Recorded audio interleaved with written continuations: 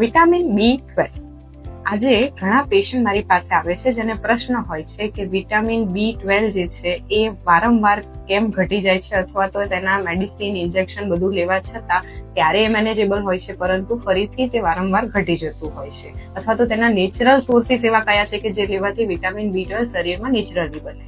તો આજે આપણે પહેલા વાત કરીશું કે વિટામિન B12 આપણા શરીરમાં શોષાય કઈ જગ્યાએ છે અથવા તો તેનું એબ્ઝોર્પ્શન ક્યાં થાય છે. વિટામિન B12 આપણે જે ખાઈએ છીએ તેમાંથી શરીરમાં નાના આંતરડામાં વિટામિન B12 નું શોષણ પ્રક્રિયા થતી હોય છે.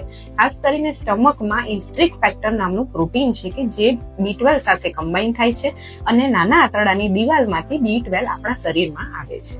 હવે જેને વારંવાર ગટ પ્રોબ્લેમ રહેતા હોય એટલે ખાસ કરીને ગેસ, એસિડિટી, કબજિયાત અને ગટની તકલીફો હોય તો તે લોકોમાં ગટ લાઇનિંગ એટલે આંતરડાની દિવાલ જ પ્રોપર નથી કે જ્યાં આંગળ એ તાળું લાગેલું છે તો પછી તમે ગમે એટલું B12 ખાઓ એ ચાવી તાળા સાથે જોડાવાની નથી અને B12 શરીરને મળતું નથી. તો પહેલા આનો પ્રશ્નનો ઉકેલ કરવો જોઈએ અને ગટ હેલ્થને સાચવવી જોઈએ.